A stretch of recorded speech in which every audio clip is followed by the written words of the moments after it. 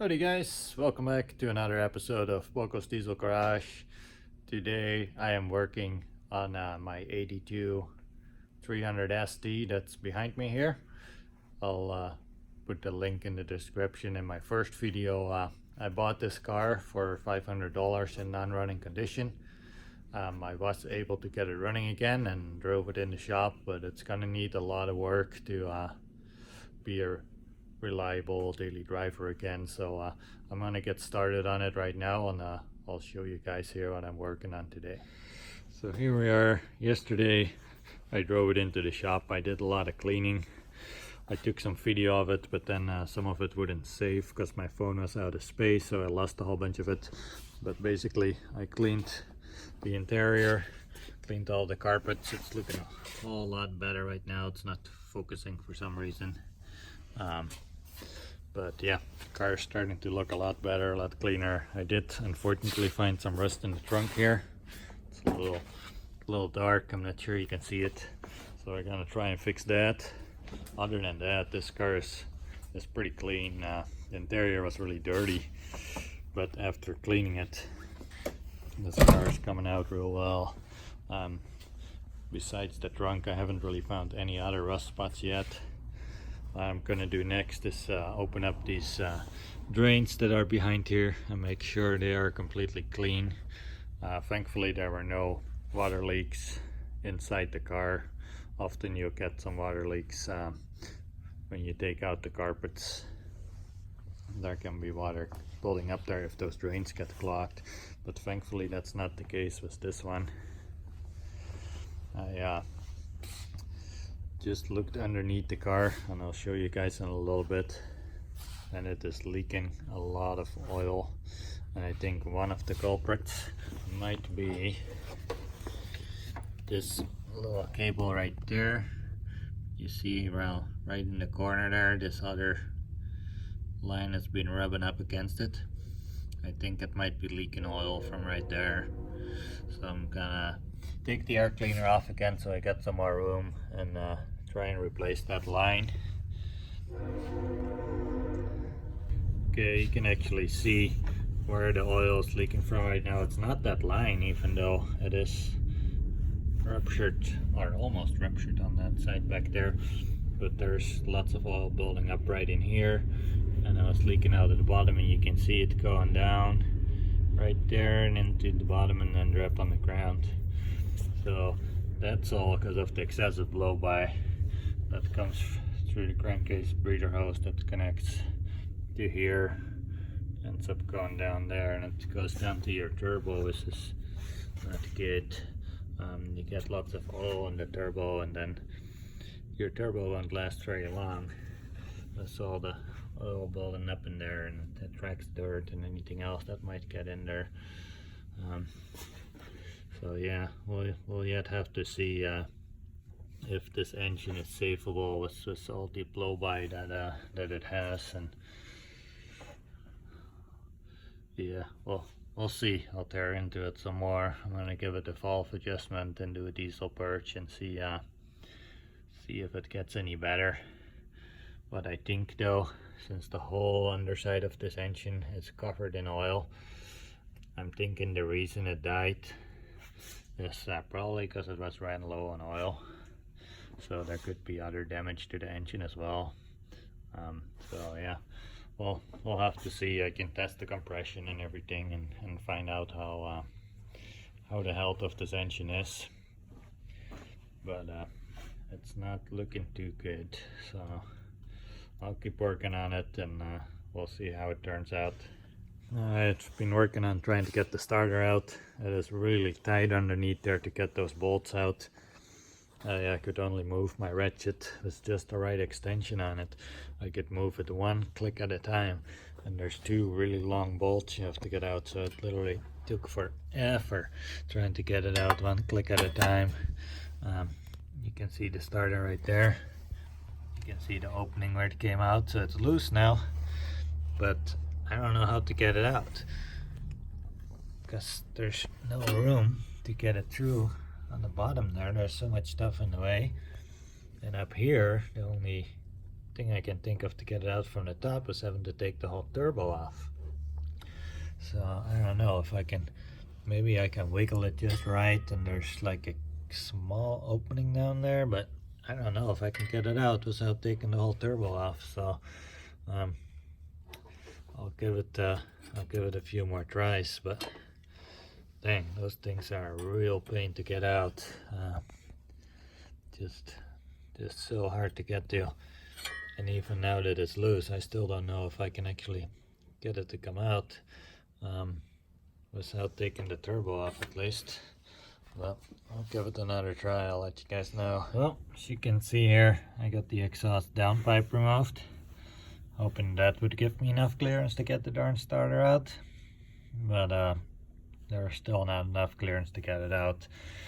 So I'm thinking maybe if I loosen the dipstick for the transmission and then remove this coolant line, this unfortunately is going to leak coolant all over and create a huge mess.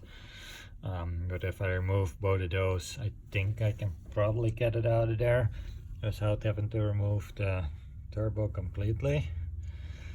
So I guess I'm gonna try that next. Success.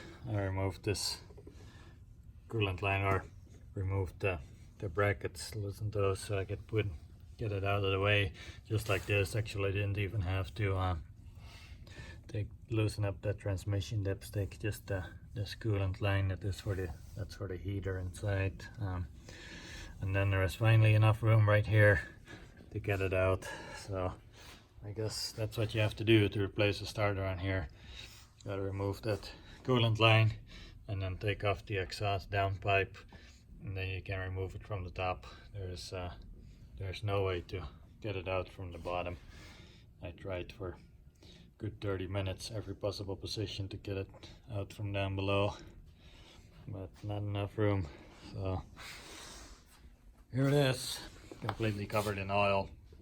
Now at least I can take this with me to the auto parts store, make sure I get the correct one, and hopefully installing it will be a little bit easier.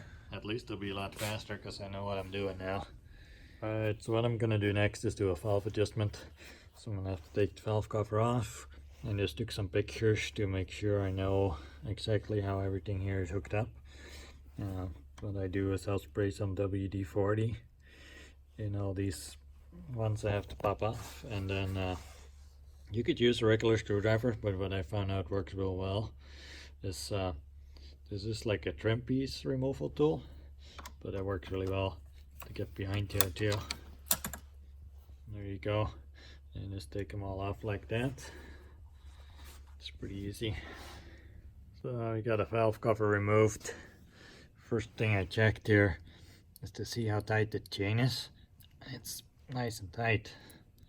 There's no play in there. Usually these timing chains will start to wear out a little and there'll be a little slack in here, but this is hardly any, so that's really good. Next thing, I'm looking at all the cam lobes along here, and they're all nice and smooth. I don't see any scoring on it, so that is really good as well. I think it's just been a long time since these valves have been adjusted, based on how hard it was to get the valve cover off and get the bolts to come loose. They were all super tight, so I think it's been a while since they've done a valve adjustment. But I'm really happy with how things are looking here.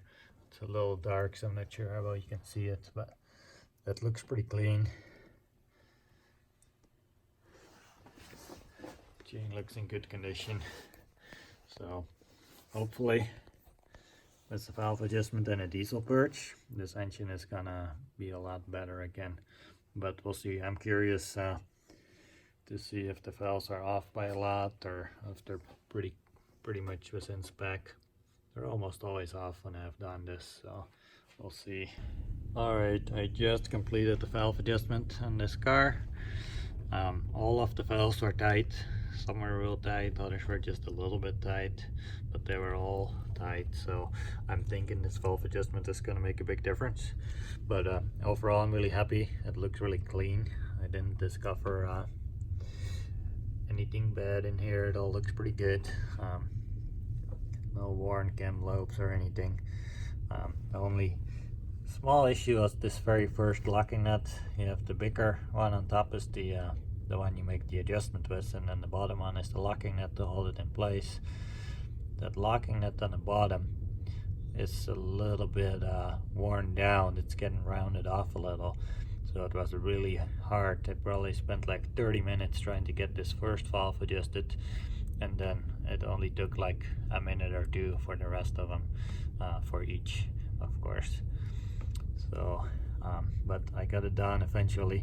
It looked like maybe somebody tried to adjust the first valve and had a hard time with it, and eventually just gave up because all the other ones looked really clean and I didn't have any problems with any of the others. So who knows, maybe this engine has never even had a valve adjustment, I don't know. But I'm happy by how clean it looks. Chain is nice and tight too, so I'm just got the first one back on top again. I'm gonna double check all of them real quick, and then I'm gonna put the valve cover back on. I'll also show you guys the old valve cover gasket right here. I got laid on the ground. This thing is super hard. I think I could probably break this. Yeah, look at that. I just broke this. That's how hard this rubber is. That must have been, look at that. Must have been a long time ago since they last did a valve adjustment on this car, so it's a good thing we're doing it. I think it's gonna make a big difference for it. So we got the throttle linkage all hooked back up on the valve cover. That's all put back together. I thought I was gonna have to wait till like 3 more days until the new starter would come in that I ordered, but there was a guy right here in town who has a car identical to this one.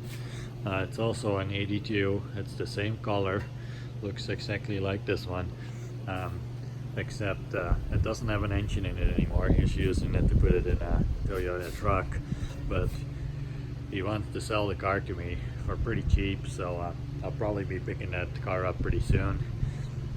And I was really lucky. I went to go look at it today and he had a starter for it, so I just bench tested it. This is the one that I'll be putting in here soon. I switched out the brackets that came off the old one, put it on that one. The teeth look a little better on it. I think what might have been my issue is the teeth getting worn on it, because I bench tested this old one too and it's still working fine. I couldn't get it to fill on me or not work, so I don't know. But anyway, this one tests out alright. I cleaned it up a little bit, put the bracket on there, so I'm gonna try and install it on the car now. Hopefully it will go in a little bit easier than it was to take it out. So the new starter is installed. You can see it right down there. It's all good to go. I hooked the exhaust downpipe back up. So I guess what I learned from this is if you got to take a starter out of one of these, you have to loosen the bolts from the bottom, but then you got to actually take the starter out through right here after you remove the downpipe and this coolant line right here. So on this one you can actually just undo the connection right there and right there, and then you can lift this whole thing up and kind of put it somewhere over here out of the way without actually having to disconnect the hoses by itself. So putting it in there went pretty smoothly, a lot easier than taking it out. So next I'm going to do some cleaning here. All these drains, you can see how many leaves and dirt and stuff is down there. Also this you can take out, so I already started taking this off a little. I'm gonna give it a real good cleaning. Down in between this fake firewall you can see how many leaves are down there. And that's just spots for water to collect, and then with the leaves there, that makes it real easy for rust to start getting in there. So I'm gonna give it a good cleaning, get rid of all those leaves and dirt, and also take these pieces out and see if it's dirty underneath there. We'll clean it as well. I just removed the battery tray here. I've never seen one of these that isn't at least a little bit rusty. This one isn't too bad. I can still clean this up and repaint it. Just has a little rust hole right here, but other than that, I think I will clean up and I can repaint it. But look at how many leaves have accumulated underneath here. It's crazy. I think my vacuum cleaner is almost full of leaves just from cleaning out the other side here. And I haven't even taken these plastic covers off, so there's probably more behind there. Here I have the cover removed on the driver's side, and you can see that there's a drain down below here. Right there you can still kind of see the opening. It's almost clogged. And what happens a lot on these is they'll clog completely with leaves and dirt and whatnot. And then water starts leaking into the car itself, and it will start accumulating on the floorboards and they'll start rusting out. So it is really important that you clean these drains on these cars. On the 300 SD it has this double firewall, and it's a little harder to get to on the W123s like this car over here. It's a lot easier to get to. You don't have to remove these plastic covers or anything. On this one, unfortunately, you gotta remove all these clips along the edge here, and then the windshield wipers need to come out as well, and then that side can be removed too. This is what I'll be doing next and cleaning this up, and thankfully it's not looking too bad. I've seen a lot worse than this, and there's pretty much no rust in here, so I'm really happy about that. Got the big cover removed here. You can see there is another drain hole right down there, and this one right here. This actually looks fairly clean. There's some leaves and some dirt here and here, but overall it's pretty clean. No rust. It's looking really good. You can see the drain hole all the way back over on that side is actually clear, so that is really nice. I'm just gonna clean it all up, wipe down the windshield, and reinstall it. Definitely worth opening this up and checking to see how the condition is and cleaning it all out if you want your car to last. Alright, I've been working on this 300 SD behind me here for several days now. I ran into a few issues replacing the starter on it. I didn't know you had to remove the exhaust downpipe and the coolant line from the top and try and get the starter out from the top instead of from the bottom. So I wasted a whole lot of time trying to get the starter out. And then I also forgot to hook up the ground cable that goes basically from the back of the engine to the chassis, and it goes through one of the big long starter bolts that bolts into the back of like the bell housing area there. And it looked like it was hooked up. The way it was hanging down, it looked like it was connected, and there was a few days in between when I took it out and when I put it back in, so I didn't remember that. So once I did get that starter in, I tried to start the car and nothing would happen. I turned the key over and nothing would happen. The glow plug lights didn't even come on. So I spent a whole bunch of time diagnosing what was going on. Eventually ended up taking that starter back out again. And by that time, the brand new starter I had ordered had came in, so I put that one in and still had the same problem. So eventually I was looking at what it could be and doing a lot of voltage testing and everything, and I don't know, I didn't film all of it. I just wasted a whole bunch of time on this, but eventually I just found out I'd forgotten to hook up that ground cable again. So I took that bolt out, hooked it up, and then I tried real quick to see if it would crank, just to make sure it's working. With the dead and the glow plug light was coming back on, so it should be all good now. I haven't actually started it yet, but this video is getting pretty long, so I think I'll just do a couple videos, kind of a series about this car and the work I'm doing on it. So in the next one I'm going to start it up, see if the valve adjustment made the difference on the blow-by and just on how well the car is running in general, and make sure the starter works, and then we'll see what we have to do after that. Maybe I'll end up doing a compression test on it if it's still no good and I still have a lot of blow-by. So yeah, we'll see what happens in the next video, and then also be doing a diesel purge. That'll be one of the things I'll be doing in the next video too. So stay tuned for that. I'll be posting it in the next couple of days probably, as I keep working on this. And if you guys haven't already, make sure you subscribe, and then you get notified when I post my next video. And as always, thanks for watching, and God bless.